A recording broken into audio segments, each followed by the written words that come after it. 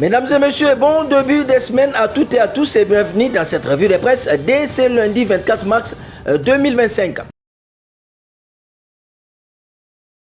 Crise à l'Est, les chefs d'État de l'EAC et SADC convoquent une réunion ce lundi sur la situation sécuritaire en RDC et fait remarquer les sites d'information pifoinfo.net. Le chef d'État et de gouvernement de la communauté de l'Afrique de l'Est EAC et de la SADC convoquent leur deuxième sommet conjoint le 24 mars 2025 pour faire face à la situation sécuritaire critique en République nord du Congo. Le sommet conjoint virtuel sera co-présidé par son Excellence le Dr William Samuel Ruto, président de la République du Kenya et président de la communauté des États d'Afrique de l'Est, et son Excellence le Dr Emerson Ndambuzo Mnangagwa, président de la République du Zimbabwe, président de la SADC. Dans un contexte d'agression extérieure, consultation inclusive, Tshisekedi engage un succès républicain face à la menace, titre à la une, le tabloïd Info 27.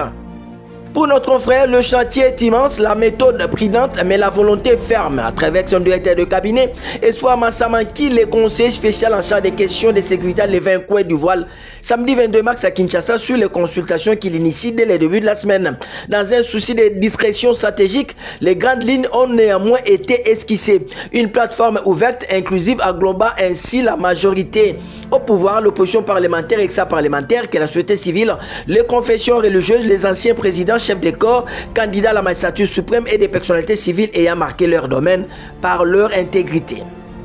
Dans le même chapitre, le conseiller spécial du président Tshisekedi à l'œuvre pour la formation d'un gouvernement d'union nationale, Eberhard Kolongele lance les rounds de consultation, nous dit le triangle panafricain auquel l'Afrique, Africa News. C'est le grand jour pour les partants, nous dit Africa News. Un mois après l'annonce, le 22 février, dès l'imminence de la formation d'un gouvernement d'union nationale, le conseiller spécial du président Tshisekedi en matière de sécurité, Eberhard Kolongele, lance ce lundi 24 mars les consultations politiques de toutes les couches nationales. Samedi 22 mars, le spécial du président chargé de mener cette mission a mandaté son DIRCAB pour s'entretenir avec la presse et donner les grandes lignes de la démarche des fédérations des forces vives de la nation, voulue par le chef de l'État des Congolais. Némi Mouliania attaque Sebemba des pyromanes qui joue le rôle le plus vilain de calomnier son ancien chef Joseph Kabila à titre notre consoeur la Concorde paraissant depuis le Mbashi Watanche dans la province du Haut-Katanga. Pour notre confrère, la scène politique de l'RD Congo s'enflamme une fois de plus après les récentes déclarations du vice-premier ministre en charge des transports Jean-Pierre Bemba Gombo, accusant l'ancien président Joseph Kabila d'être impliqué dans la rébellion de la coalition M23-FC. Ces propos ont suscité une vive réaction de Némi Mouliania, ancien directeur des cabinets du président honoraire qui n'a pas mâché ses mots à l'égard de l'ancien chef de guerre. Dans une réaction cinglante sur son compte X, ce dimanche 23 mars 2025, Némi Mouliania a qualifié Jean-Pierre Bemba de représailles de justice qui n'a pas appris de ses erreurs. Selon lui, le vice-premier ministre joue le rôle le plus vilain en cherchant à calomnier son ancien chef Joseph Kabila et à diviser les Congolais. Il accuse également d'être un pyromane et de représenter un danger pour la stabilité nationale. On va terminer en sport. Éliminatoire mondial 2026, la RDC affronte la Mauritanie ce mardi à Nouadhibou, titre le quotidien d'action de développement La Prospérité.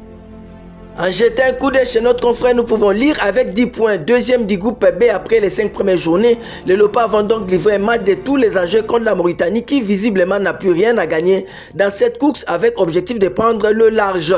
Aussi peut-être prendre la première place de ces groupes en cas d'un faux pas du Soudan. 10 points face au Sud-Soudan le même mardi à Khartoum. Le Sénégal, grand favori du groupe, se retrouve pour le moment à la 3e place avec 9 points après avoir été tenu en échec par le Sénégal en match de la 5e journée. Ça n'est donc fini pour cette revue de presse. Au revoir et à demain. Bendele Koyate Congolais Téléma.